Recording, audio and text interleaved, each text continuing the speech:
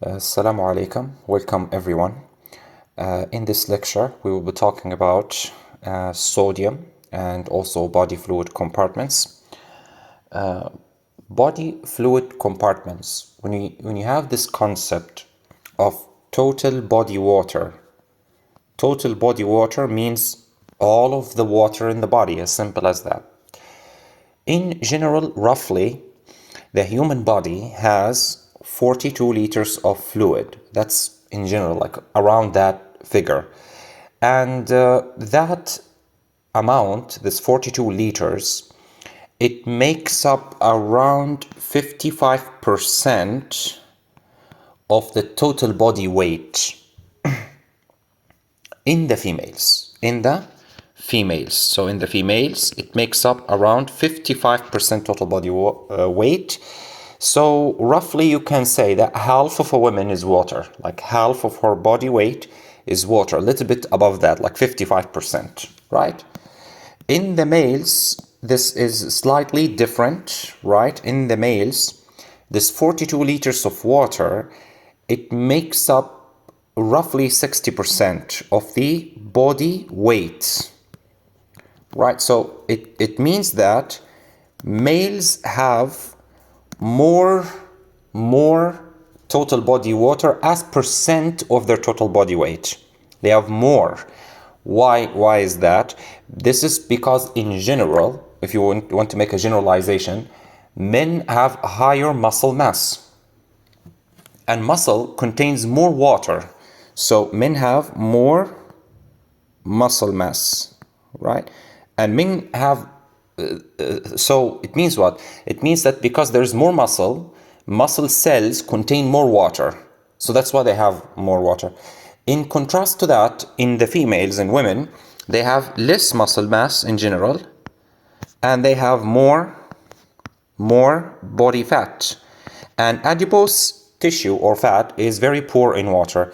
This is, of course, a generalization, because you may come across a very muscular female and you may come across a very obese male, right? So it really differs from person to person, but that's the average if you want to make a generalization, as I said.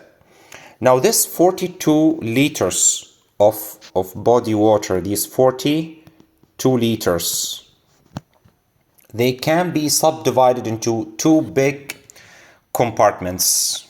They can be subdivided into an intracellular compartment, meaning inside of the cells, intracellular compartment. This is inside of the cells. And extracellular compartment, meaning outside cells, extracellular compartment. This extracellular compartment, all of it is about 14 liters. About 14 liters. And it is further subdivided into three little compartments inside. You can say there is an interstitial compartment, that is the fluid between the cells, interstitial compartment, right? And that interstitial compartment makes the majority. This is like 10 liters, makes the majority of the thing. An intravascular compartment inside of the blood vessels, intravascular, and that is around 3 liters. And there is another category called transcellular fluid, and this transcellular fluid means the fluid which is contained within the epithelial lined spaces, like the peritoneal cavity, like the pericardial cavity, the pleural cavity. All of this is called transcellular, and all of it makes 1 liter, about 1 liter. So of course we know that the blood volume is about 5 liters, and here we said that it's 3 liters. It is not exactly like that.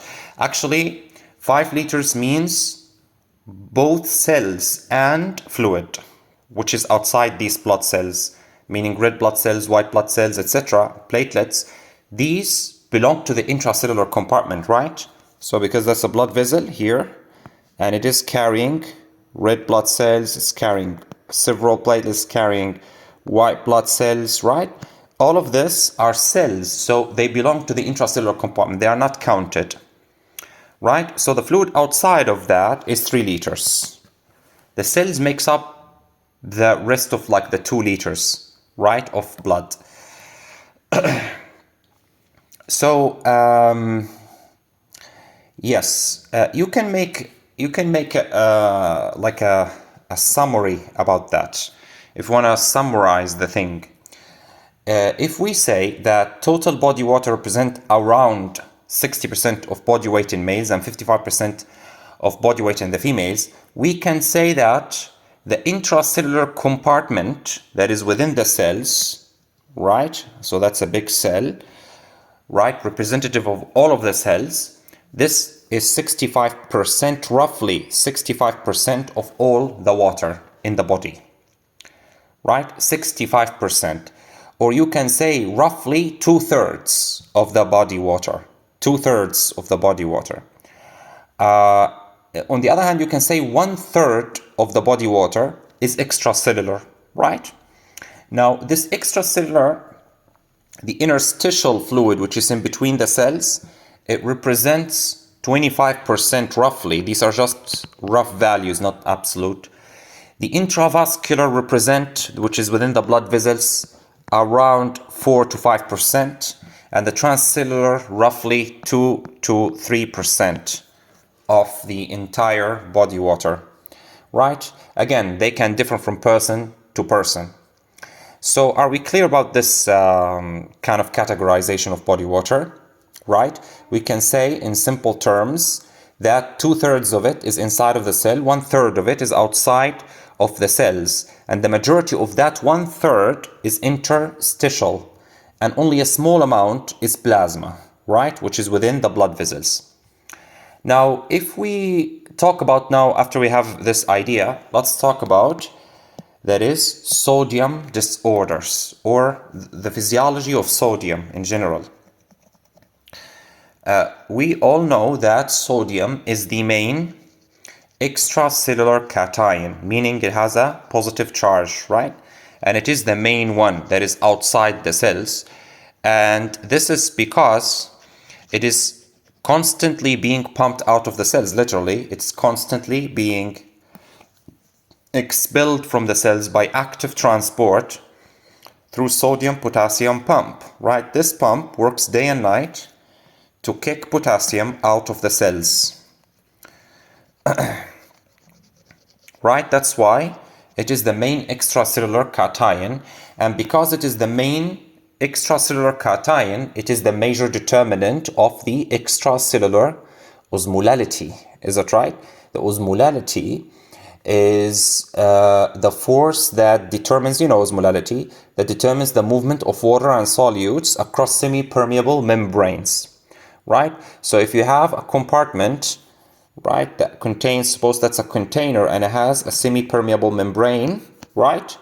And if you've got, that, right? If you've got one side of it that has a lot of,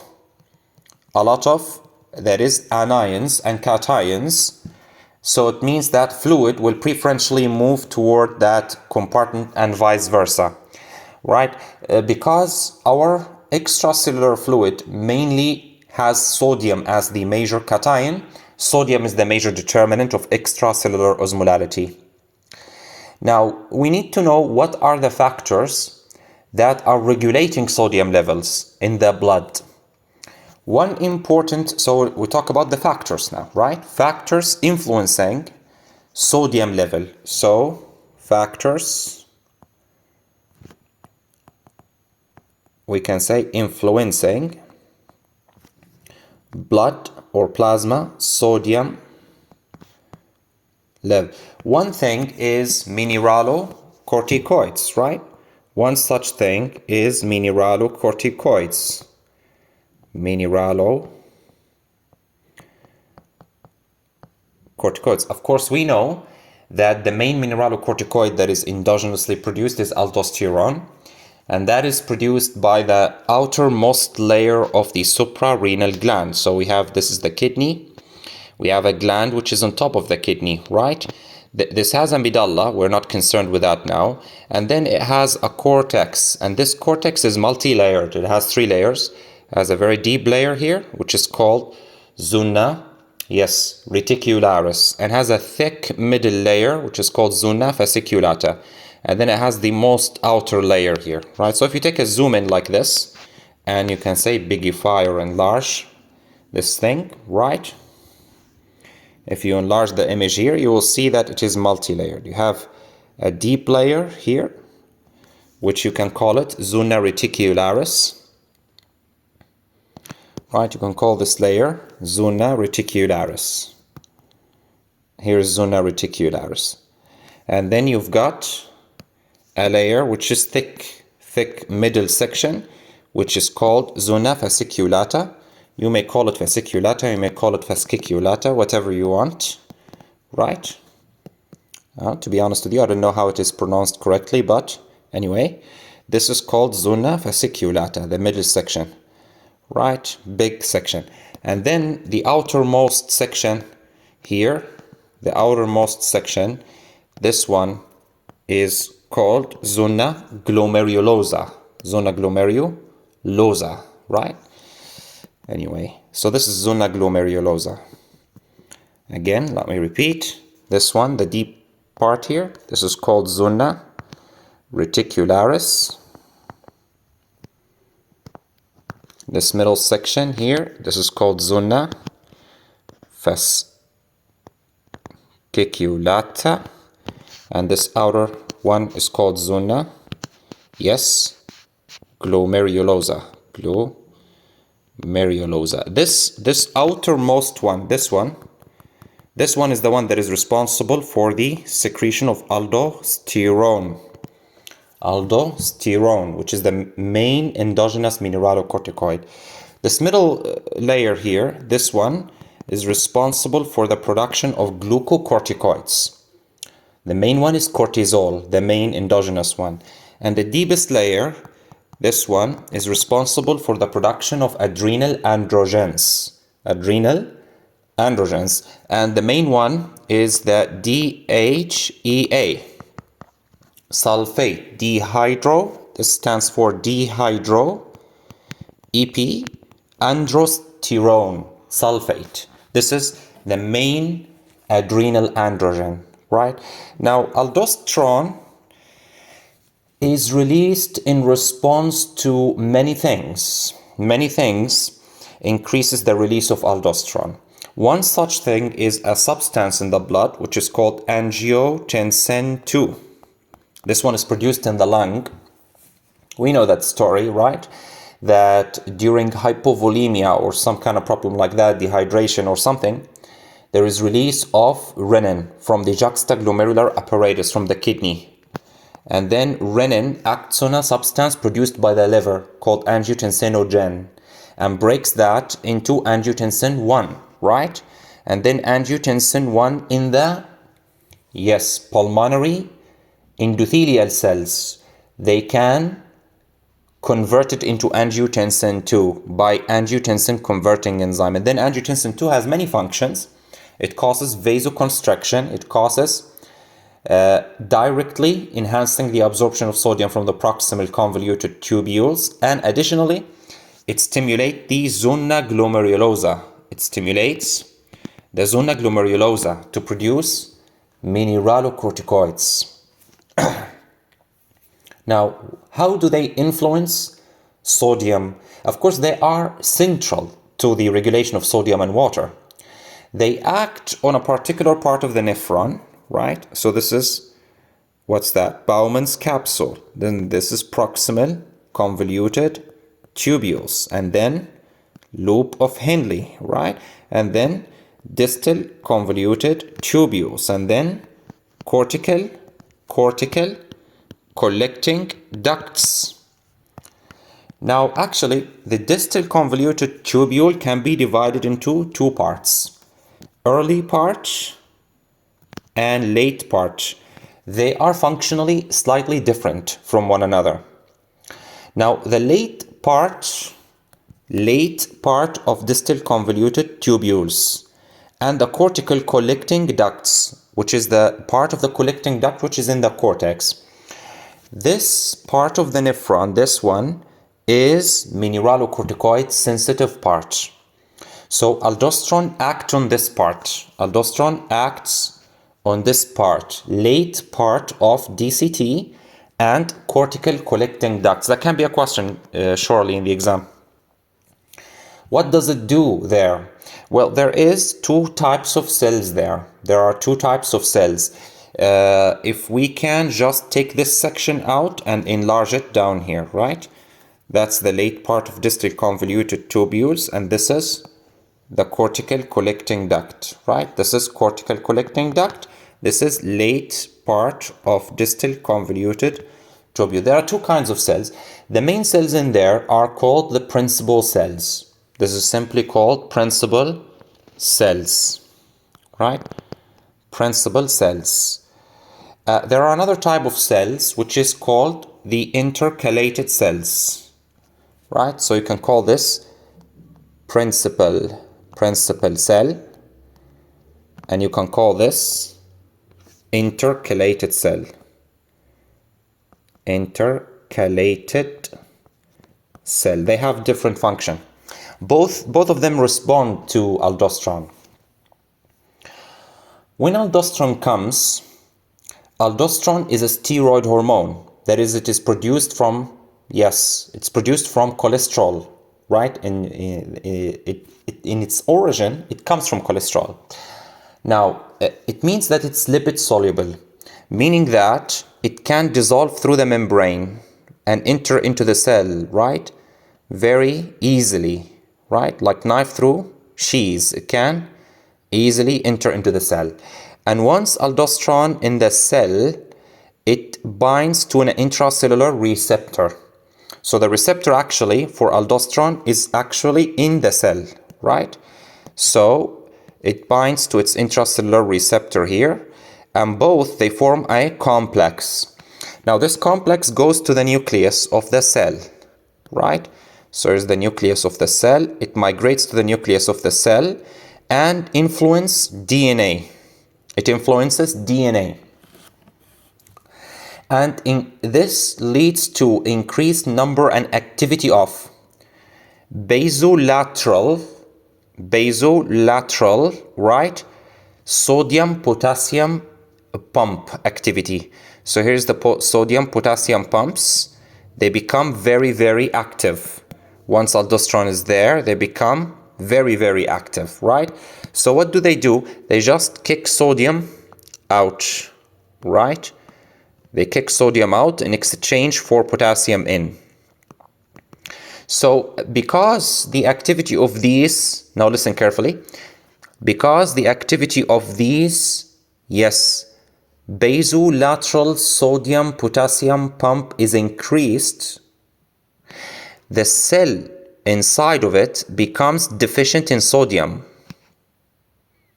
And this creates, this creates a gradient. This creates a concentration gradient by which sodium can flow from the lumen easily to the cell, and then from the cell to the blood, right? And of course, because sodium is absorbed here under the influence of aldosterone, water will also follow that. So it means that aldosterone increases the reabsorption of sodium and water from the late part of the nephron by acting on the principal cells. It has also another additional action, which is wasting of potassium in the urine, right? So it reduces body potassium, it reduces plasma potassium. So if in theory you increase the effect of aldosterone on a kidney, on a patient, excessively, they will eventually develop hypokalemia. Because there is wasting of potassium. Now, they also act on this funny thing, on this intercalated cell. This cell, you can think of it as hydrogen pumps. They do have hydrogen pumps, which simply pumps hydrogen out into urine. That's why, by the way, they can call this part of the nephron as the acidifying part. Acidifying part of the nephron, because it acidifies urine. It can acidify urine by just throwing hydrogen ions into urine. And this action is also stimulated by aldosterone. So in summary, aldosterone enhances the reabsorption of sodium and water and enhancing the excretion of potassium by its effects on the principal cells, and also increases wasting of protons, which are hydrogen ions, which is acid, in urine. So it causes an aciduria. It causes aciduria, but also in the same time, it will reduce proton concentration in the plasma. So it can cause alkalosis. So if in theory, you increase the effect of aldosterone excessively in anyone, they will develop a hypokalemic alkalosis, right? Hypo, because there is wasting of potassium. Hypokalemic alkalosis. Is that right? So this is one factor that is influencing the plasma sodium level, along with other things, of course, right? The other factor is antidiuretic hormone called ADH, or also called arginine vasopressin, has many fancy names. This one is produced in the brain, right? This is actually, this is actually produced in the brain. But where in the brain? In the hypothalamus. Where in the hypothalamus? Two locations in the hypothalamus, right? One nucleus called supraoptic nucleus. Supraoptic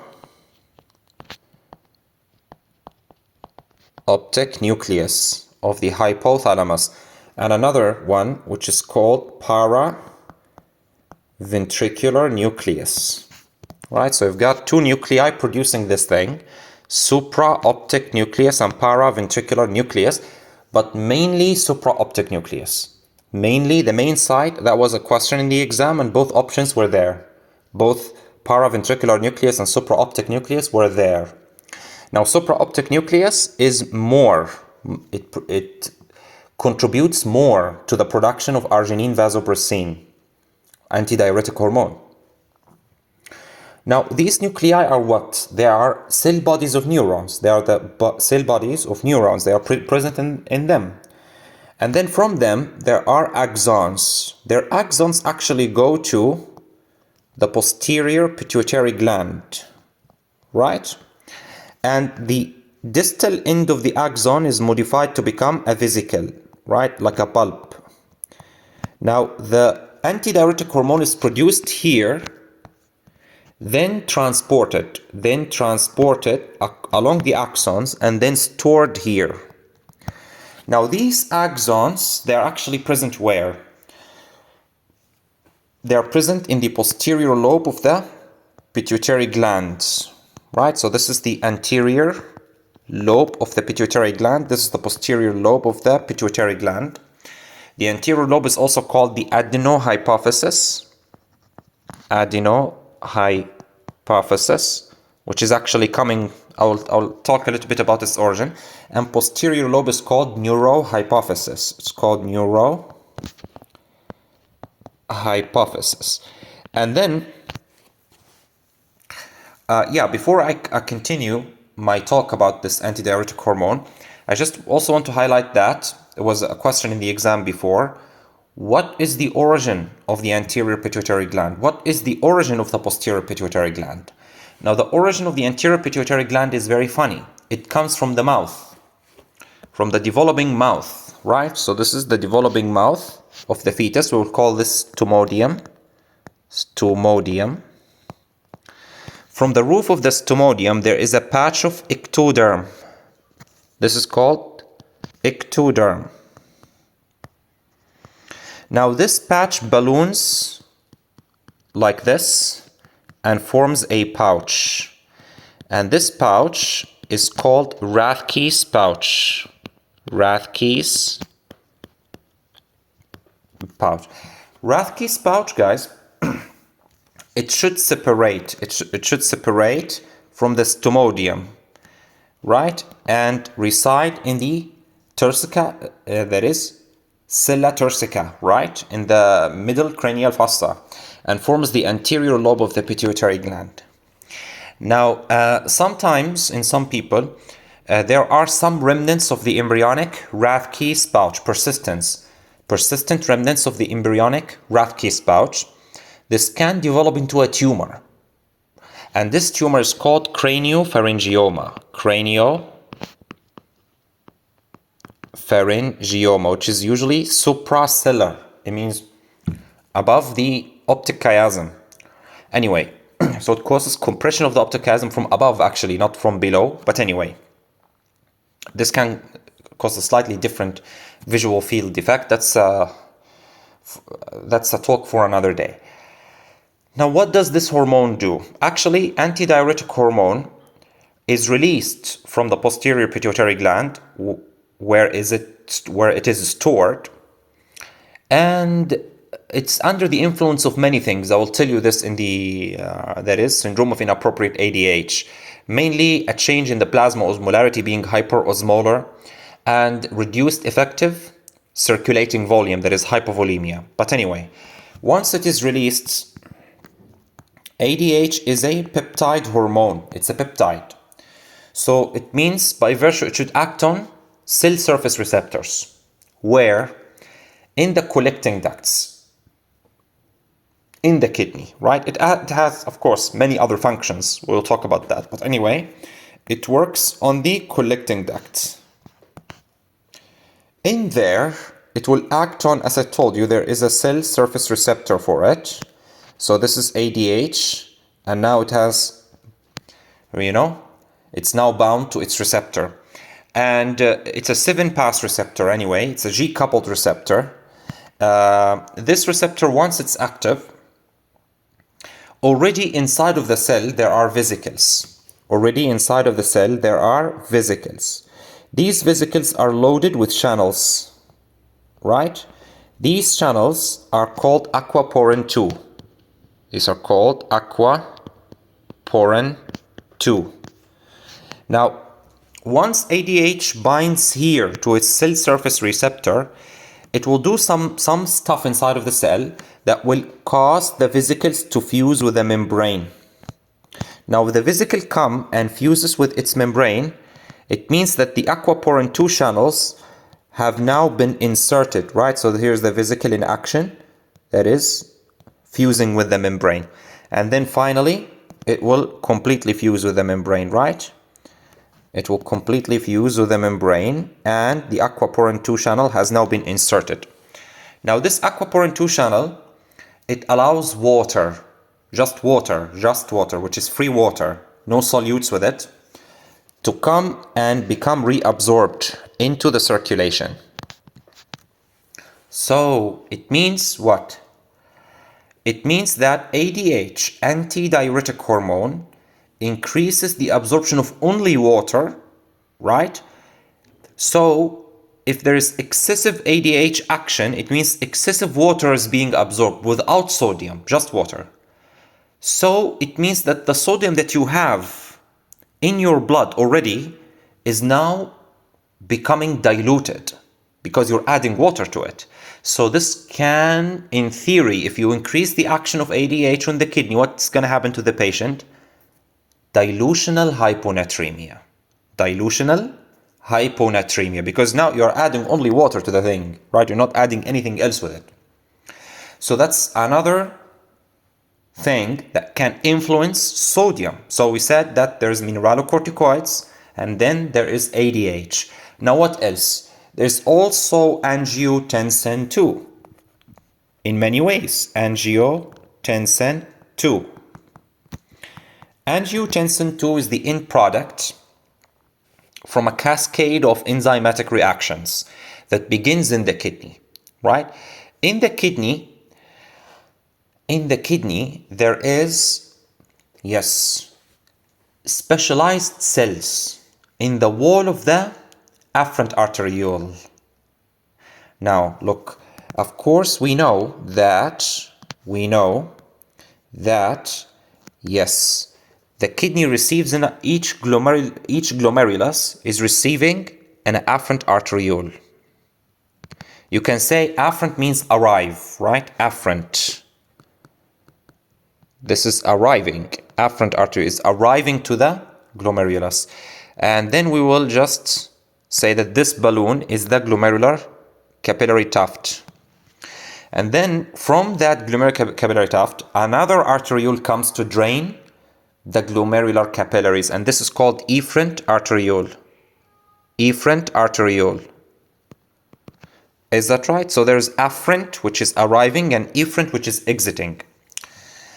Now, you know that in the wall of the afferent arteriole here, there are specialized smooth muscle cells. Specialized smooth muscle cells. Now, these specialized smooth muscle cells in the wall of the afferent arteriole, they produce renin. They produce renin under the influence of many things. For instance, what stimulates that? Number one is beta 1 adrenergic stimulation. Beta 1 adrenergic stimulation. You know, beta 1 receptors, adrenal receptors, they are present in the heart, but they are also present in the juxtaglomerular apparatus in these cells, right? If they are stimulated, what's going to happen? They will release renin. Another thing is, yes, myogenic mechanism. You know, the pressure, they can also sense the pressure in the arteriole. The pressure in the afferent arteriole. Now imagine if somebody is involved in a road traffic accident and they lose 4 liters of blood. It means that the kidney no longer is receiving blood, or very little blood is coming to the kidney. Now, if the pressure here is reduced because of hypovolemia, renin is released. So the thing here is myogenic mechanism. So you can say myogenic mechanism or reduced pressure on the afferent arteriole. A third mechanism is, now listen to that funny thing, reduced sodium at macula densa. What's that? Now, you know, this is afferent arteriole. This is glomerulus. This is efferent arteriole. Now, this is, yes, what's that? Bowman's capsule. Then proximal convolute tubule. Then lobe of Henle. And then distal. You know the initial part of distal convoluted tubule? This is distal convoluted tubule. Its initial part is approaching the afferent arteriole in reality. It is very near the afferent arteriole. And the cells here, they are modified. Right? The cells in the distal convolute tubule in this region, where it approaches the afferent arteriole, they are modified. And they are called macula densa. Macula densa. Now, these macula densa cells are nothing but sodium sensors. They sense how much sodium is in or is running in the tubular fluid. Now, if someone is hypovolemic, less blood is coming to the glomerulus, is that right? If less blood is coming, means less pressure, right? It means less pressure. Pressure here is dropping. So, if pressure here is dropping, it means the filtration pressure, the pressure by which fluid is filtering to the Bowman's capsule is less. So it means even the pressure in the fluid inside of the inside of the tubules is less. So it means it will flow slowly. Again, if there's hypovolemia, blood that is coming in is less, so less pressure, so less filtration pressure, so the fluid movement will be slower.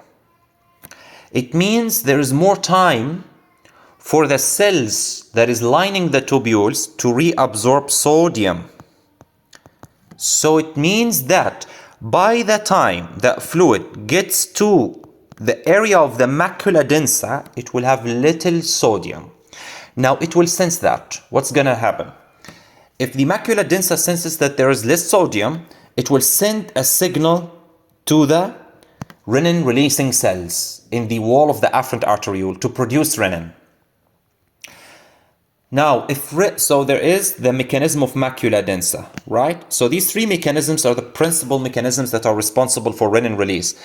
Renin is a hormone, or you can say it's an enzyme. You can say renin is an enzyme because it breaks down a angiotensinogen, right, which is coming from the liver, angiotensinogen, and breaks it into angiotensin 1.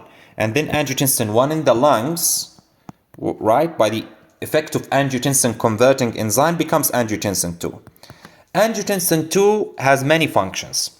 One function is that it releases, yes, aldosterone, as we've said, it releases aldosterone. Right? It releases aldosterone by acting on the zona glomerulosa. That's number one. Number two, it also causes vasoconstriction of arterioles and venules. So it increases the systemic vascular resistance. Number three, it directly acts on the kidney, on the proximal convoluted tubule in the kidney, right? It acts here in the proximal convoluted tubule. And here it directly enhances sodium reabsorption, which is minimal action, but it does have this function that by itself, no aldosterone involved, by itself on its own, it enhances the absorption of sodium from the proximal convoluted tubules. Another thing that influences sodium is ANP. Have you ever heard about that? ANP, which is atrial natriuretic peptide. Atrial natriuretic peptide. What's that? This is coming from the atrial myocardium, from the heart, right? So this is the heart. If the wall of the atria is stretched by a lot of blood coming in, if the wall of the atria is stretched in hypervolemia, the myocardial cells of the atria, they are able to release a substance which is called atrial natriuretic peptide. This atrial natriuretic peptide, it goes to the kidney, exactly to the collecting tubules, and inhibits sodium reabsorption. So what's going to happen? If that's the collecting tubule and atrial natriuretic peptide is here, it will prevent, that is what? Sodium reabsorption. So it means sodium is wasted in the urine. Sodium is wasted in the urine. Along with it is water, of course, right? Water always follows sodium. So it will reduce the blood volume, which was the initial stimulus that had stimulated AMP release. So it will fix the problem. So it means it's another factor that influences sodium. So how many factors that we've discussed so far? Number one, mineralocorticoids. Number two, antidiuretic hormone. Number three, angiotensin 2. Number four, atrial natriuretic peptide. In addition to that, there are many other things that comes into play. Many other things that comes into play. For example, the gastrointestinal tract. Being healthy is important for sodium conservation. Because in diarrhea, for example, or in high output stoma, like proximal, like jejunostomy, or high output ileostomy, there's excessive loss of sodium that should have been absorbed, right? So the gastrointestinal tract plays a role. Sweat glands plays a role, right? Because less sweating means more water and sodium is conserved. Even the salivary glands, the fluid that they produce, the biliary fluid, all of them contain sodium. So being healthy, these tissues, if they function well, they will conserve sodium. It is very important to understand this next part of the lecture. very important, very, very important, which is, yes, how the sodium is handled by the kidney. Like exactly how the sodium is handled once the sodium is filtered into the glomerulus, into the tubules. What's going to happen to sodium? That's so important. And what are the things that affect it? Now, sodium is filterable. It can easily be filtered through the kidney, right? There is no, you can say, a barrier to that. So it is easily filtered, right? Now, in general, about 99% of sodium which is filtered here is reabsorbed back. Can you imagine? 99% or more than that is taken back into the blood. The majority of that will happen in the proximal convoluted tubules. 65% of sodium is reabsorbed in the proximal convoluted tubules. How is it? It usually is absorbed in combination with other things. Now let me tell you. Of course, I think we will discuss that if you haven't seen that already in renal physiology, but again, let's repeat that here again. So imagine that this is the proximal convoluted tubule cell. In the basolateral membrane of this cell, there are sodium-potassium pumps. Sodium-potassium pumps, which are constantly pumping sodium out of the cell, right? They are constantly pumping sodium out of the cell, which makes the cell all the time deficient in sodium. The intracellular concentration of sodium in these cells is very low. Even when you see by a microscope, if you look at these cells by a microscope, you will see that the majority of mitochondria are toward the bottom of the cell to supply energy to these sodium-potassium pumps, which are, of course, a type of primary active transport. Primary active means that the energy that is utilized is at the same site of transport.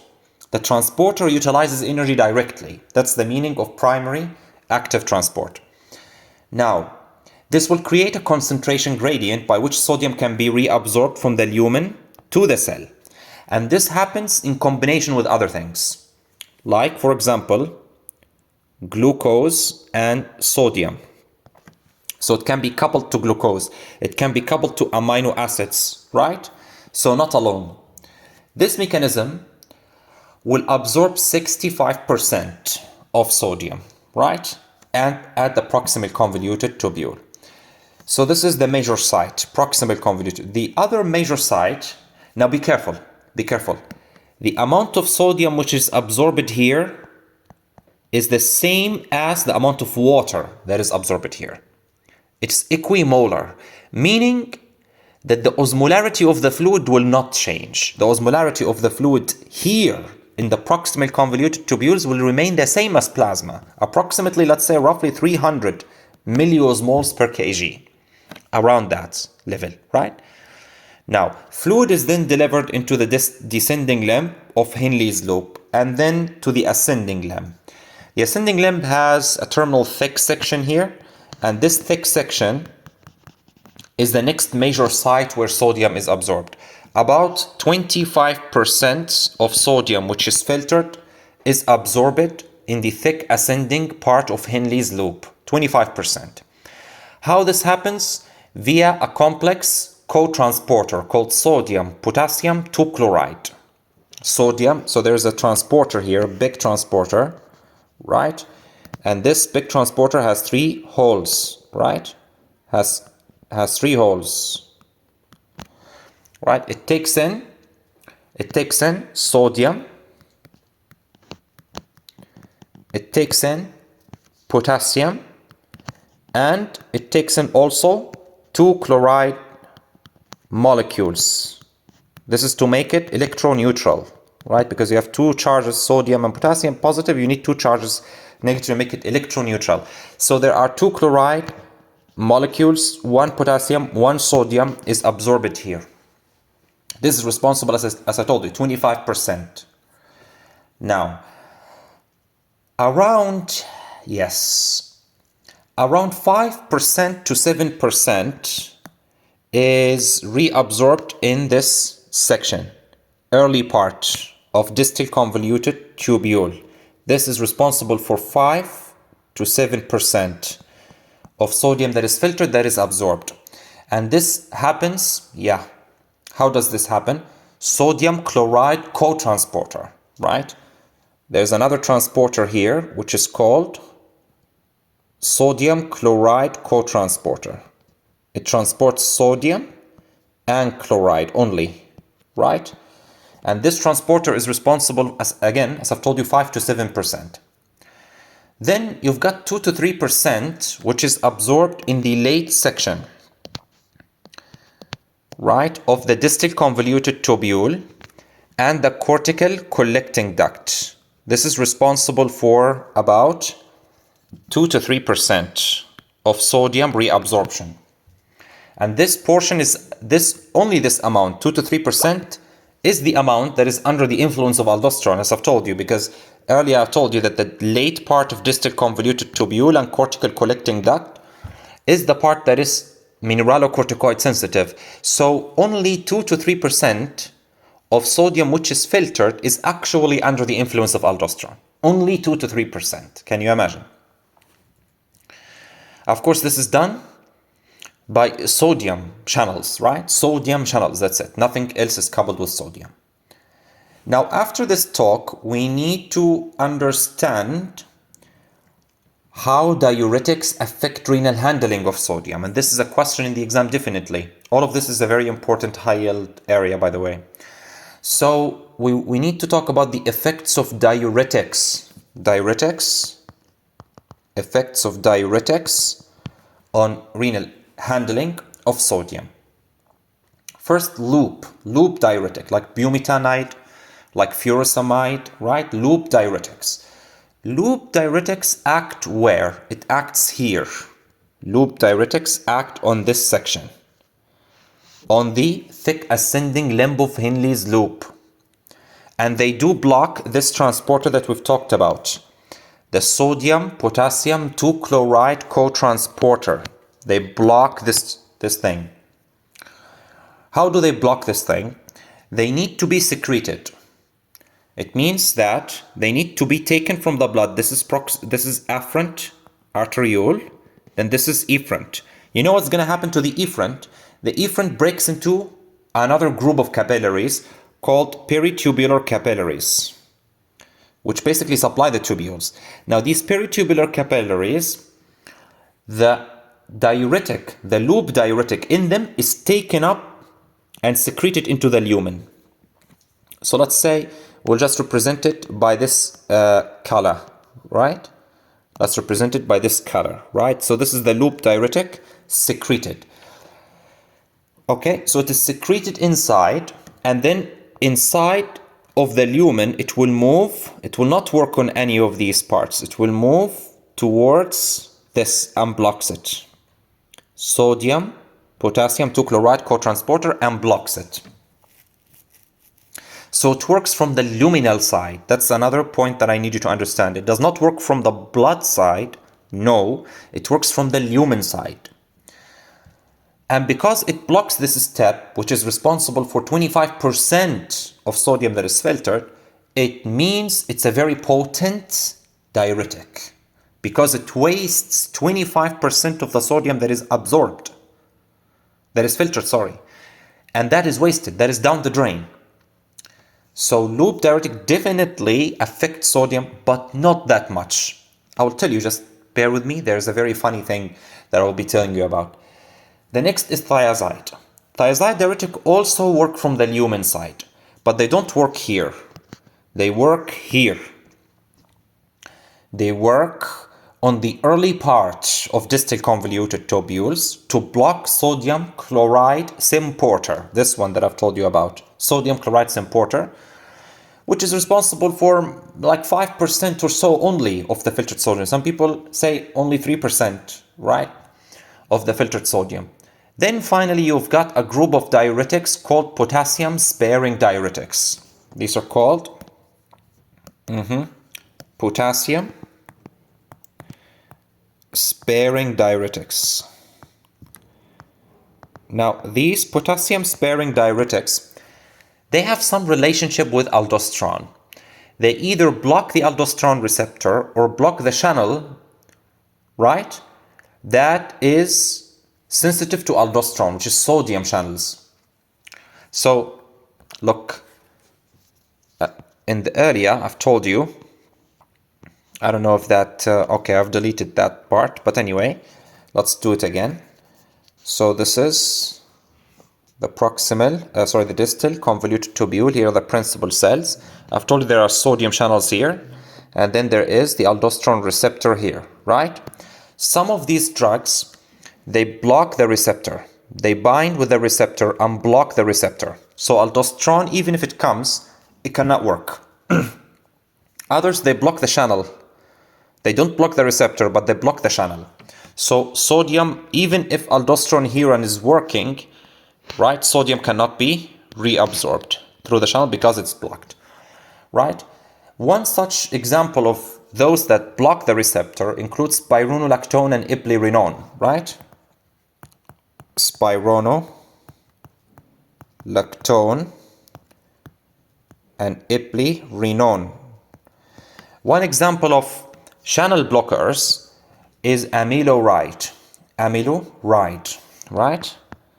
Amiloride.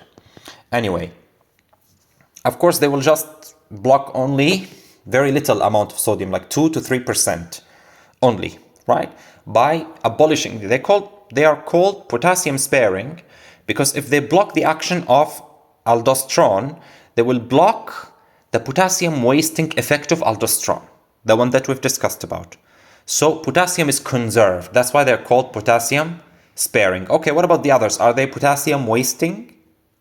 I mean, there is loop diuretic and thiazide. Are they potassium wasting? Yes. Yes. How do they waste potassium? It's very simple. I've told you that they block sodium reabsorption. So they block sodium reabsorption here or here, right? That is in the thick ascending limb of Henle's loop or in the early part of distal convoluted tubules. So it means that sodium which is delivered to this part of the nephron will be high or low. Definitely it's going to be high. So it will stimulate and drive this part of the nephron to its maximum capacity to reabsorb this larger load because there's a larger load of sodium that is reaching it. So it has to maximize its capacity to save what is possible from sodium, right? But it only knows how to reabsorb sodium by giving potassium. So it cannot just reabsorb sodium only. No, it has to waste potassium. It just, the way it's built. So they waste potassium. They do. They can cause hypokalemia. Both loop and thiazide diuretics are a cause of hypokalemia, right? By this mechanism. Another thing that I also want to say very quickly. I've told you earlier that there's a funny thing that I was going to tell you about. I told you that loop diuretics waste 25% of sodium which is filtered. Thiazide diuretics wastes roughly 5%, some people say only 3% of sodium that is filtered. So it means that loop diuretic wastes more sodium.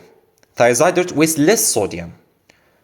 So logically, if loop diuretics is wasting more sodium, it means it will more likely to cause hyponatremia. Is that right? No, that's not right. It's not right. Actually, thiazide diuretic, despite it only wastes 3% of the filtered load of sodium, it has more potential to cause hyponatremia. Right? And loop diuretics, they waste 25% and they don't. Why? It's very simple. Loop diuretics wastes the same amount of sodium and water alike. they waste sodium and water in the same proportion. So they don't cause hyponatremia unless uncommonly. Thiazide diuretics, they waste sodium more than water. So hyponatremia is more likely with thiazide. Please remember that, that's very important. Thiazide diuretic, they cause hyponatremia more than loop, despite the fact that they waste less sodium. Okay? Another thing, loop diuretics loops the calcium in the drain. Loop diuretics, they loop the calcium in the drain. They cause hypocalcemia. Remember that. Loop diuretics, they loop down calcium in the drain, in the urine. So they cause hypercalciuria and hypocalcemia. They always love to play with these terms in the exam. Which of the following is true about loop diuretic? Option A, hypocalciuria. Option B, hypocalcemia. So the correct answer should be B, hypocalcemia. The reverse with thiazide. Thiazide, they conserve calcium. They can cause hypercalcemia and hypocalciuria. Remember those, it's very important. Please, don't forget that. So, after we've talked about the physiology of sodium, next we will talk about the pathology, which is hyponatremia and hypernatremia. Right? We'll talk about hypo and hypernatremia. Let's talk about hyponatremia first. Yes.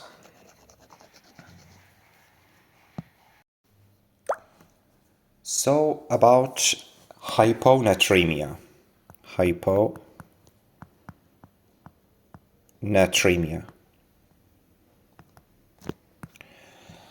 First, what's the definition? What's the definition of hyponatremia? Hyponatremia is defined as plasma sodium level that is less than 135 milliequivalents per liter. Right? That's the definition of hyponatremia. Means the measured plasma sodium concentration is less than 135 milliequivalents per liter. The normal is usually regarded as anywhere between 135 and 145 milliequivalents per liter. That's the definition. Okay, so what is the cause? What is the etiology? What is the etiology of hyponatremia? What's the cause of that?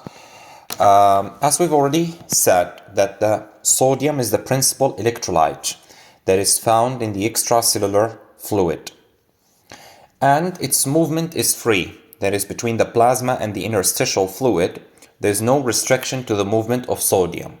So, sodium concentration in the intravascular as well as in the interstitial fluid is the same. Okay, it's different between that and the intracellular, yes, but not between the vascular and the interstitial compartment. The concentration remains the same. We can broadly divide the causes into a category which is called pseudo-hyponatremia. Pseudo-hyponatremia. That's one category. The other category is primary sodium deficiency. Primary sodium deficiency. And the third category is excessive water gain. Excessive gain of free water. So it's simple. Either that hyponatremia is not really hyponatremia, pseudo-hyponatremia, meaning it is only a measurement error. right? It is measured as less than 135, but in fact there is no state of sodium deficiency. This is called pseudo-hyponatremia or false hyponatremia. The second category is that the problem is with sodium. Sodium is lost excessively, more than water loss. And the third is that there is no actual problem in the total body sodium, it's normal, but there is excess water gain, meaning, or in other words, it's also called dilutional hyponatremia. Dilutional, meaning it is diluted and there is no actual loss in sodium. Pseudo-hyponatremia means a low measured sodium level, and that is seen with conditions like hyperlipidemia. That's one condition, hyperlipidemia. Excessive lipids, hyperlipidemia. The other condition which you may come across that is hyperproteinemia. Hyperproteinemia. And intravenous mannitol infusion. What is the reason behind that? In the first two categories, hyperlipidemia and hyperproteinemia, it is very simple. If you want to know why it causes low measured sodium level, it is very simple. So in these conditions, when you take a blood sample, suppose that's the blood sample that you've taken. That's the bottle, right? Now, let's first talk about the normal people. Suppose in the normal people, the amount of lipid or protein that is representing the sample is this much. And the rest of the sample is just plasma, right? Real plasma, right? And the solutes within, right? Of course, suppose this entire thing, the amount that you've taken for the test is 5 ml, right? Suppose an arbitrary number that 5% of this 5 ml is represented by this much of the sample. That is the lipid or protein. Now, in patients with hyperlipidemia or hyperproteinemia, they have the amount that is represented by lipids or protein is a lot. Suppose it's taken 50% of the sample, right? And the rest of the sample, it is just, plasma, which is little.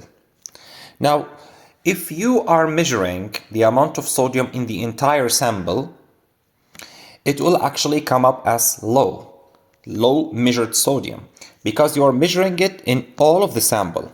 Now, if you only measure it in the plasma portion of the sample after extracting the lipid and proteins, after removing that volume, it will come up as normal, right? So it is just a measuring error. It's a measuring error, that's it. But the amount of sodium will be normal if you only measure that in the plasma that is pure of lipid and protein. That's number one. Number two, the measured osmolarity should be normal, right? So because, as I've told you, that the major determinant of plasma osmolarity is sodium in the extracellular fluid. So if sodium is low, by virtue plasma osmolarity should be also low, right? So that's the reason behind it. For IV mannitol, there is a brief period where hyponatremia do occur. The reason being is that when you administer mannitol, which is an osmotic diuretic, if you administer mannitol intravenous, right, suppose that's the blood vessel and mannitol is administered here, it will increase the plasma osmolarity and it is going to draw fluid inside of the vascular compartment from the interstitial compartment, right? That's how mannitol will act. It will dry out the interstitial compartment. That's why it may be beneficial in some cases of brain edema, in which the main problem is increased interstitial fluid volume in the brain. If you administer mannitol, that may lessen the problem. Additionally, it can be given as a diuretic because mannitol is released into the kidney, right?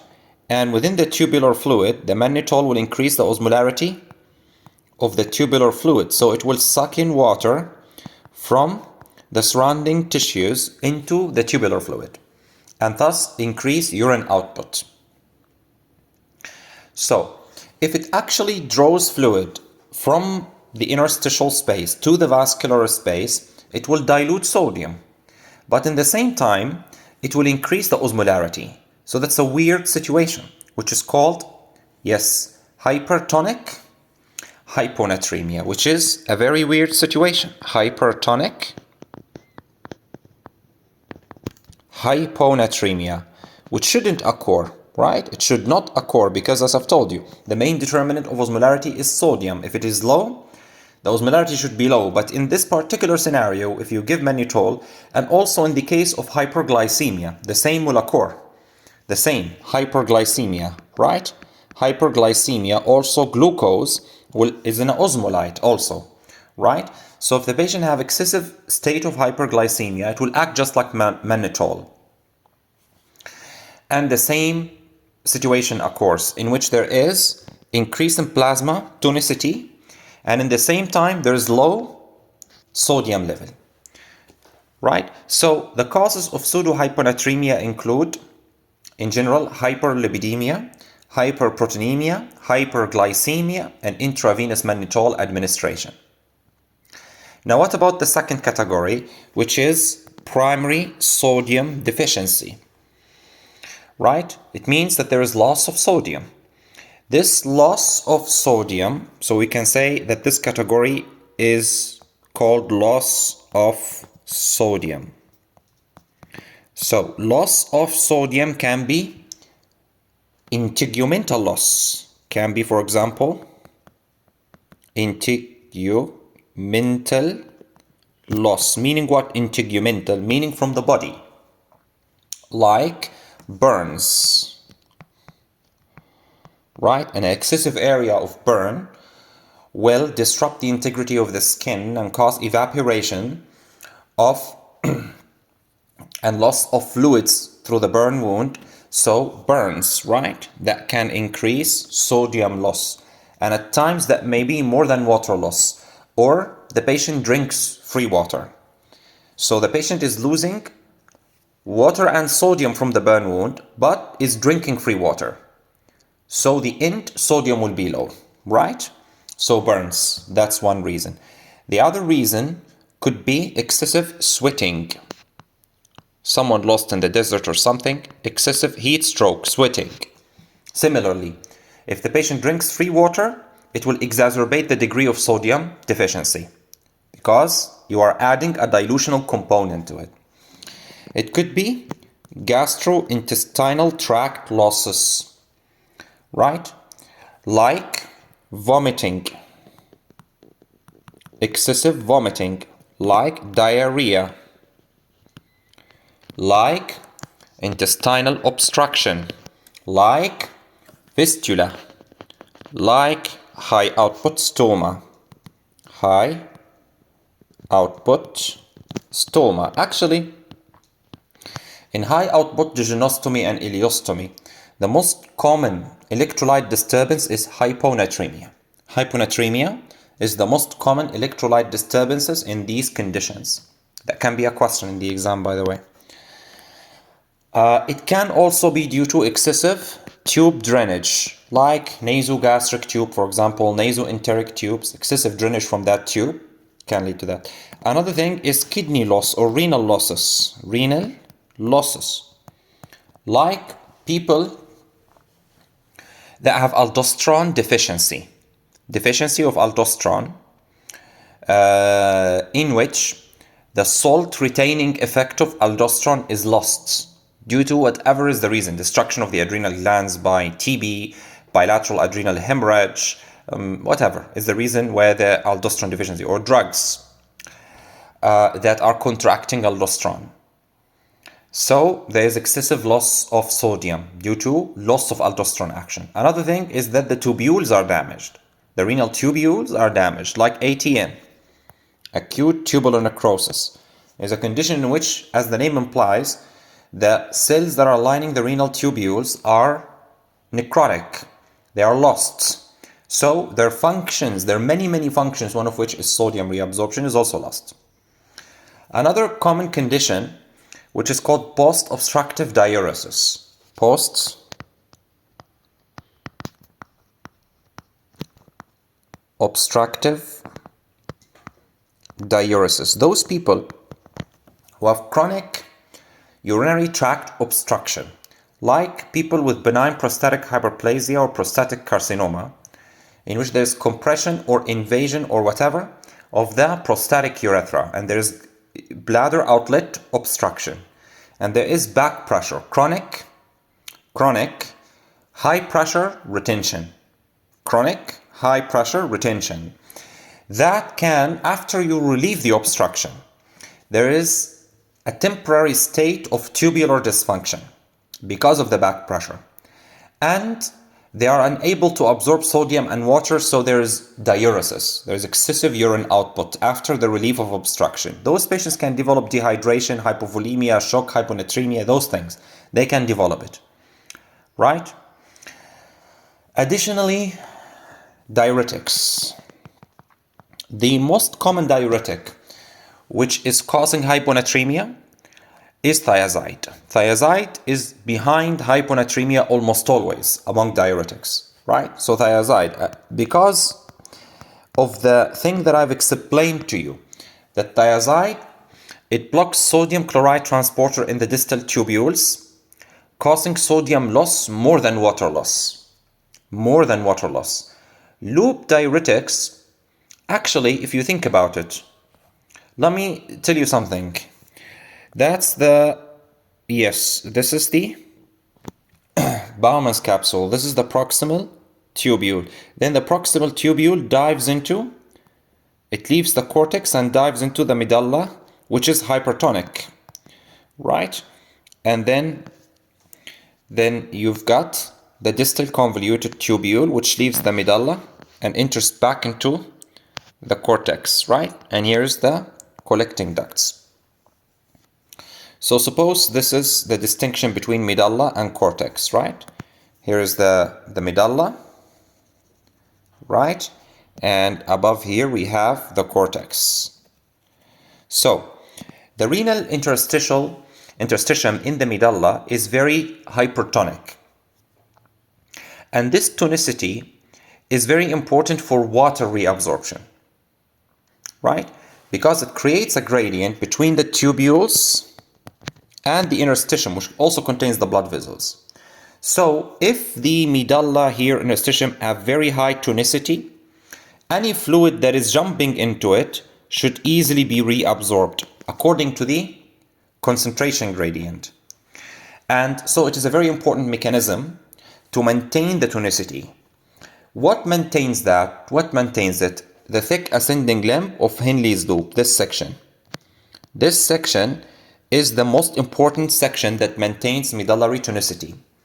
The reason being, it actively reabsorbs sodium, potassium, chloride, also calcium and magnesium against their concentration gradients from the tubular lumen fluid into the interstitium. So it is constantly throwing solutes into this region, right? And that is very important for maintenance of the interstitial hypertonicity and thus maintenance of water reabsorption. So if you give a drug like loop, which will block the function of this segment, simply you can no longer maintain the tonicity of the interstitium. So the patient will start losing water, in addition to sodium. That's why loop diuretics have less chance of causing hyponatremia. Is that right? They have less chance of causing, they may, but rarely, because they waste sodium as well as water, despite the amount of sodium is much greater compared to thiazide, right? Loop wastes 25%, thiazide wastes maximum like 5%. So that's the reason why. If they tell you loop causes hyponatremia, tell them no. It's very rare. Thiazide, yes, like 100, yes. It almost always is the reason. Drug-induced hyponatremia, right? So that's the category of sodium loss. So we've discussed the category of pseudo-hyponatremia. We've discussed the category of primary sodium deficiency. Now we're going to discuss the category of excessive gain of free water. There may be different conditions, right, that are responsible for that. Simply put, excessive water drinking, right? Person excessively drinking water. It can happen. This is called primary polydipsia or polydipsia simply. Polydipsia refers to a psychiatric condition in which large amounts of water are ingested, right? Generally, the kidney can take up to 12 liters per day. It can that's the maximum capacity of the kidney to excrete water. So if you give it 12 liters per day, it can take it. But if that's per day, right? It does not mean that if a person drinks 12 liters of fluid over 30 minutes, of course they will develop water intoxication, right? I'm now talking about a day, a full day. The kidney can release 12 liters per day. Now, if you exceed this amount or you ingest that amount or large amounts acutely, then it's simple, right? You are putting excessive water in your tea, so your tea will be tasteless. It will not have a lot of sugar, right? It will have the same amount of sugar, it just dilute. So, primary polydipsia. Primary. I've seen cases for religious reasons. Weird situation, right? We're trying to kick the demon out. And in one of the process, like if someone who is like possessed or something, they have a demon inside of them. Some of the weird people who think that they are demon specialists or something, they can come in and just force you to ingest water. They say that this water will kick the demon out. I've seen that cases in real life. In real life, actually, it's not a joke. People have died because of this. They've died because of this demon situation. So not necessarily like a psychiatric condition. It can be a psychiatric condition by proxy. You know what I mean? Anyway, so primary polydipsia. The second situation is syndrome of inappropriate. Syndrome of inappropriate. Yes, ADH secretion. Simply, we know, so far we know a lot of things about ADH, that is produced by the supraoptic mainly nucleus, plus a little bit from the paraventricular nucleus, thing that hormone is stored in the posterior pituitary, released due to hyperosmolarity or hypovolemia, right? Acting on surface receptors, stimulating the insertion of aquaporin 2 channels, and enhancing free water reabsorption. So imagine that ADH is released regardless, like there's no like regardless, inappropriately released, like meaning there is no hypertonicity that we need correction for, there is no hypovolemia that we need correction for, it is just, it went crazy for some reason and is releasing ADH. In that situation, ADH is bringing free water into us, so it's diluting sodium, so that's one reason, right? We'll talk into details about it later. But that's a very important topic, extremely important. The next thing that can be the reason is glucocorticoid deficiency. Glucocorticoid deficiency. Cortisol, right? Cortisol, deficiency of cortisol. If a person is deficient in cortisol, for whatever is the reason, like adrenal failure, pituitary failure, these things. Deficiency of cortisol increases the release of antidiuretic hormone from the posterior pituitary gland. Did you know that? Right? Because, look, we know that the adrenal cortex is specifically the middle layer, which is the zona fasciculata, the middle layer, this layer. The zona fasciculata, which is producing cortisol, right? Also, the inner layer is responsive to the same thing. But anyway, let's just focus on the middle layer. Now, it has some relation with the anterior pituitary gland, right? So this is the posterior lobe, and that's the anterior lobe, and this is the infundibulum of the pituitary. It has a relationship with the anterior lobe. There are special cells in the anterior lobe, which are called corticotropes. They are releasing ACTH. They are releasing a hormone called ACTH. Now, ACTH itself is under the control of another hormone, which is coming from the hypothalamus above here, right? And this hormone is called CRH, which means corticotropin releasing hormone, or CRF, which stands for corticotropin releasing factor. Anyway, this thing, it stimulates the corticotrophs. Corticotrophs releases ACTH. ACTH acts on the zona fasciculata. Also the zona reticularis, which releases dehydroepiandrosterone. But that's the situation. When cortisol is released, cortisol inhibits the anterior pituitary gland release of ACTH and also inhibits the hypothalamic release of CRH. If cortisol is not there, this negative feedback loop is not there, right? Simple like that. This negative feedback loop is not there. Not on the pituitary, not on the hypothalamus. So it means that the hypothalamic pituitary axis is released from the inhibitor. So it means it will release more CRH, it will release more ACTH. Did you know that cortisol releasing hormone or corticotropin releasing factor and ADH are co-secreted? So it means if CRH release is enhanced, ADH release is also enhanced, just the way it's built. So if ADH is released, it will preferentially increase free water reabsorption from the distal nephron, causing dilution of sodium. Right?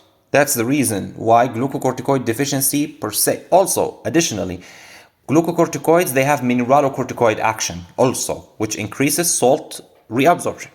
That's an added something. Another reason, did you know? Not many people know that, by the way. Hypothyroidism.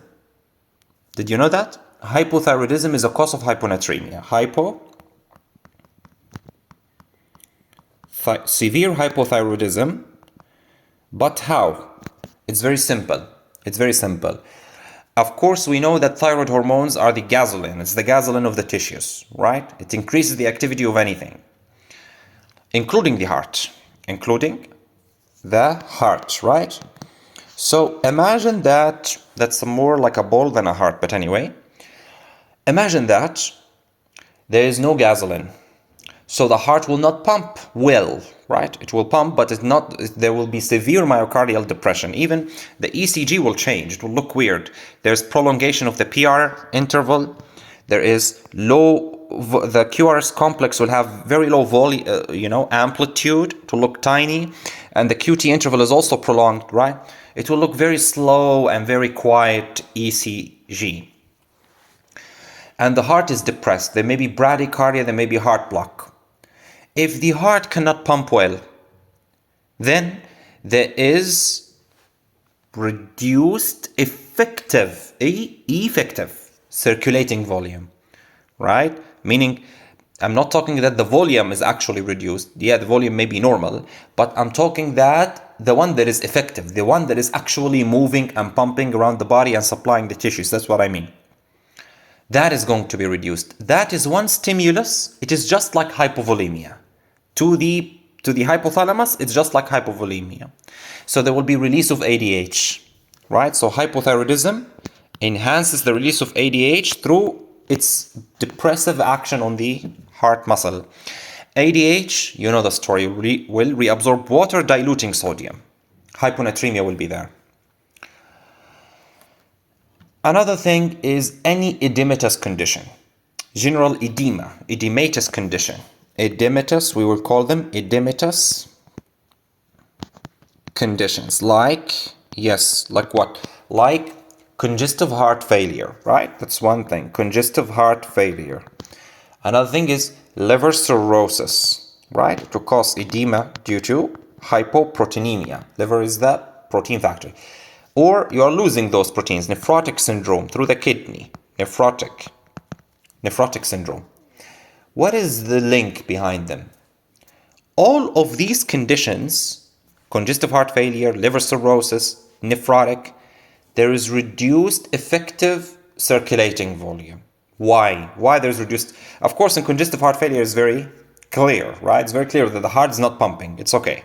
What about liver cirrhosis? Of course, if it's not pumping, it will increase ADH release. You know the story. What about liver cirrhosis and nephrotic? In these two conditions, the plasma oncotic pressure is low. because there is low protein in the plasma. Either it's not produced well, liver is not working, or is excessively lost, kidney is not working. In either case, the result is the same, in which the plasma oncotic pressure is low. If that is low, there's excessive filtration, right? There's excessive loss of intravascular volume to the interstitium. The interstitium swells, but the intravascular volume shrinks. So to the hypothalamus, that's hypovolemia. This is really hypovolemia to the hypothalamus. So it will release ADH, and it will increase water absorption, and it will dilute salt. You know the story. Same thing. So in any of these edematous conditions, they may be risk of hyponatremia. Right? Chronic kidney disease. Chronic kidney disease. Take it as simple as that. I don't like the big explanation. They will not ask us about how chronic kidney disease, exactly how it leads to. No. Just take it from me. Kidney is not working. It is not working, meaning one of its function is sodium reabsorption. So patient will develop hyponatremia. As simple as that. Take things simply. Another thing is post-operative. Very famous situation. Post-operative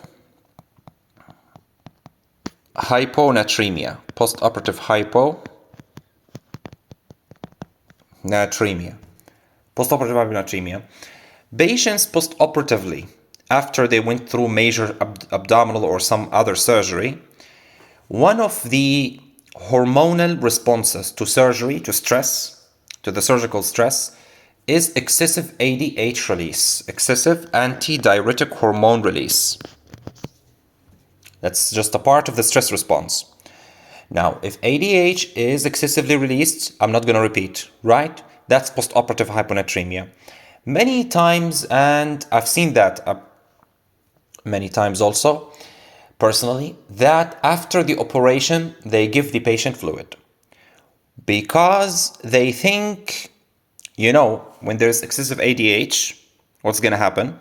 ADH will reabsorb water from the kidneys. So it means the urine volume will be low. Which is very simple, right? The urine volume will be low. So they will develop some form of oligoria, you can say.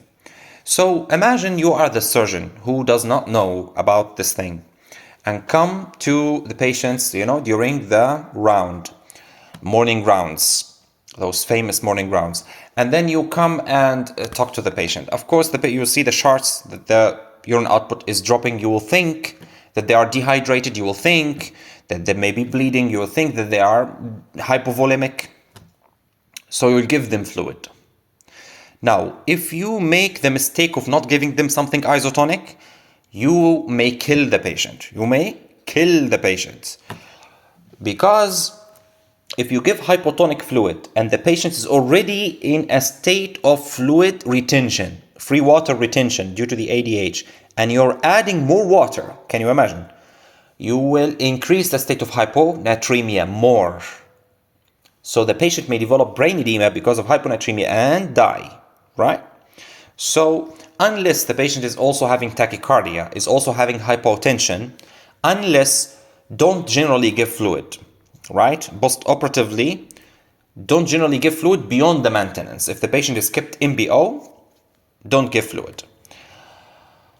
Which is not anyway a part of the ERAS right now. The Enhanced Recovery After Surgery program is not a part of it, that you should keep the patient MBO until there is bowel motion, whatever. That's something very old, right? Nobody does this anymore.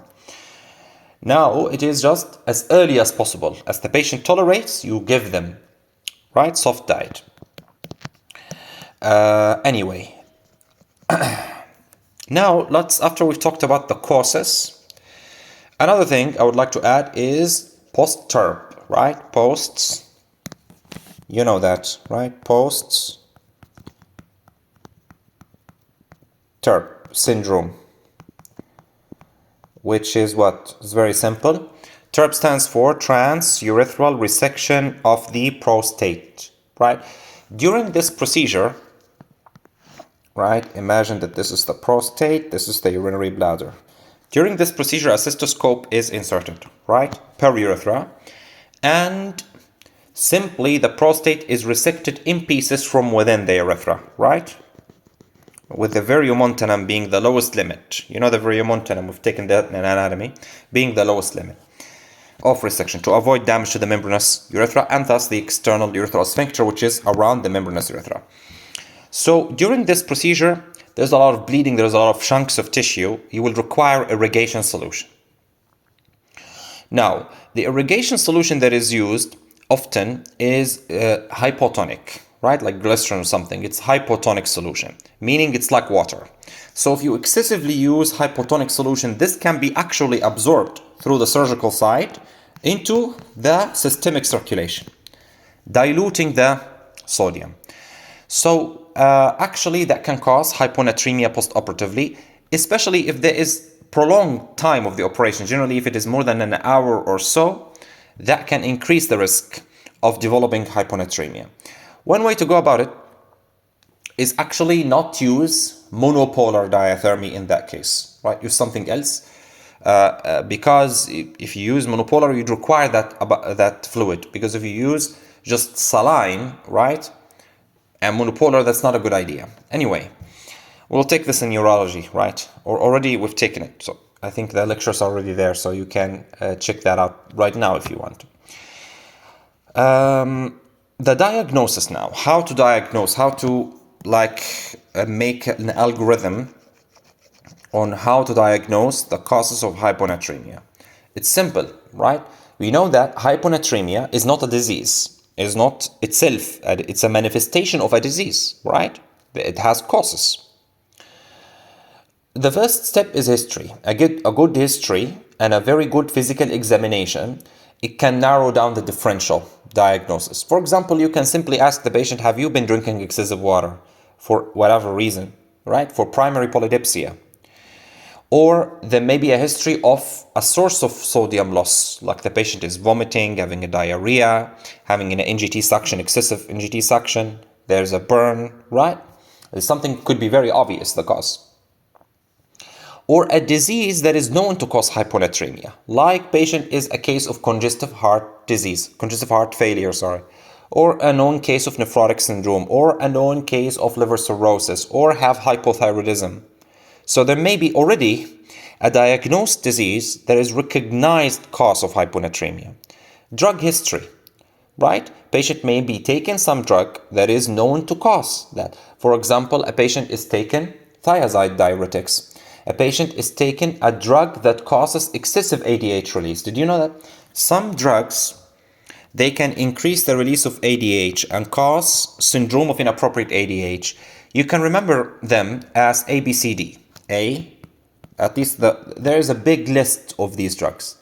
The number of drugs that have the potential to cause syndrome of inappropriate ADH is very extensive. You are not required to know them, but just know the most important ones, which is A, B, C, D. A stands for analgesics. Analgesics. Like non-steroidal anti-inflammatory drugs, they can cause that, by the way. Opioids, they can cause that. B stands for barbiturates. Barbiturates. Right? They can cause that. C stands for carbamazepine. The anti-epileptic drug, carbamazepine. And also C stands for cyclophosphamide. Cyclophosphamide. It also stands for chlorpromazine. Chlorpromazine. All of them, they have the D stands for diuretics, and we mean by that thiazide, right? Especially thiazide, diuretics. Do you know thiazide have a lot of problems? Like most of the problems, thiazide is behind it. Anyway, so A, B, C, D. A, analgesics. B, barbiturate. C, many things. Carbamazepine, cyclophosphamide, chlorpromazine. D for diuretics, mainly thiazide. Lithium, many people think it causes syndrome of inappropriate ADH. No. Okay, lithium causes it in extremely large doses. If you give the patient tremendous doses of lithium, it may cause syndrome, but in the usual doses, it doesn't. Okay, lithium does have some other renal problems. One of the most famous ones is nephrogenic diabetes insipidus. Nephrogenic diabetes insipidus, in which the kidney becomes unresponsive to ADH, right? But it does not cause syndrome of inappropriate ADH. That's the point that I wanted to make. Other things in the history and in the examination, simply did the patient had a recent major operation, surgical history, which is pointing toward postoperative hyponatremia. So during the history and examination, you may narrow down the differentials greatly. Another thing that you may find helpful is clinical assessment of the ECF volume. Like, does the patient have generalized edema? Is there edema? Because that can point toward congestive heart failure, nephrotic syndrome, hepatic cirrhosis, these things, right? That are known to cause hyponatremia. The clinical signs of hypothyroidism, right? Because hypothyroidism is a cause of hyponatremia. Also, again, so just a very thorough history and clinical examination may narrow the differentials. Now, what about the laboratory? Labs now. Laboratory. Now, the initial thing that you should think about after you've seen that there is low sodium level, right? You've diagnosed that there is hyponatremia. To know the cause, you should also measure the plasma osmolality, because that can be very helpful. Plasma osmolality. What is the normal plasma osmolality? Most of the authorities, they say it is 275 minimum. That's the lowest limit. Up to 295 milliosmoles per kg. Right, that's the normal plasma osmolality. That can be a question on its own. How to measure it? You can measure plasma osmolality by this equation. 2 sodium plus glucose divided by 18, right, plus blood urea nitrogen, which is roughly half of urea, BUN, divided by 2.8. Okay, that's how to measure it. That's the formula for it. Sodium, 2 sodium, right, plus glucose divided by 18, plus blood urea nitrogen divided by 2.8. Now, after you've measured it, you will categorize hyponatremia into three categories. Category number 1, hyponatremia with that is hypotonic, hypoosmolality, or you can say hypoosmolar hyponatremia. Another thing, you can say isoosmolar, or means normal plasma osmolarity, or you can say hyperosmolar, right? Hyperosmolar. Now, if you see it normal, that is isoosmolar, think about hyperlipidemia or hyperproteinemia. Hyperlipidemia, pseudohyponatremia, hyperlipidemia, or hyperproteinemia. Hyperproteinemia, like what, by the way? Like multiple myeloma, right? Multiple myeloma. Or other related plasma cell dyscrasias, in which there is abnormal proliferation of plasma cells that produce excessive amounts of immunoglobulins, which are what? Which are proteins, which are paraproteins. So if they excessively produce that, there's hyperproteinemia, right? That's that, as simple as that. Hyperosmolar hyponatremia, I've already told you about that. You remember? IV mannitol or hyperglycemia, right? IV mannitol, intravenous administration of mannitol, or patient is having hyperglycemia. Is that right? Now, what about this? This hypoosmolar hyponatremia is the true hyponatremia, which will include all of the other causes. Apart from these, all of the other causes. So at least it will exclude these or confirm these. right? At least. The measurement of plasma osmolarity is a helpful investigation. Is there any other investigation? Yes. It's very good investigation, very nice investigation, which is, how about we measure how much sodium is there in the urine? Urinary sodium concentration. Urinary. What do you think about this sodium?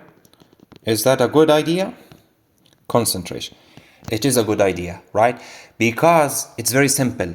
If there's a lot of sodium in the kidney, in the urine, right? If there's a lot of sodium in urine coming down, that's a drop of urine, right? It is very, very salty, has a lot of sodium. It means the kidney is losing sodium. The kidney is losing sodium, meaning the cause is renal. Maybe ATN, maybe post-obstructive diuresis, maybe whatever, right? Diuretic use, like thiazide, right? There is a renal loss. The causes that we've discussed, renal loss. If there is very little sodium in urine, it means the kidney is trying to hold on to any sodium that it can. So it means that there is extra renal loss. Please don't confuse this. If the urine contains so much sodium, the kidney is losing it. If it does not, the kidney is conserving, the kidney is working. So it is not to blame. It's something else. GIT loss, integumental loss, blah, blah, blah, right? Something else. Okay, so what is the cutoff value? The cutoff value is 20. If it is less than 20 millimoles per liter, it means the kidney is working. If it is more than 20 millimoles per liter, it means the kidney is not working. Some people say stretch up to more than 30. But anyway, we'll take 20 as the cutoff value. That's the most people agree upon this. So if it is less than 20, kidney is working. If it is more than 20, kidney is not working. Right? Simple as that. So that's how to diagnose and narrow down the differential diagnoses of hyponatremia. Right? Now, I know that's a very long lecture, but it's very important. Maybe you can take breaks and then come back to watch the rest of it. But we are going to talk about a very important topic, which is syndrome of inappropriate ADH, the one that I've promised you that I will talk about it in detail. That's something, right? Very important topic. Syndrome of inappropriate ADH. Right? It's a very important topic. Comes in many, many exams in many ways. People often confuse it. It's really simple. The electrolyte disturbances, very, very simple topic. Doesn't require a lot of, it requires a lot of, doesn't require a lot of thinking. It's just if you know the basics, the physiological basics behind it, it's going to become very simple for you.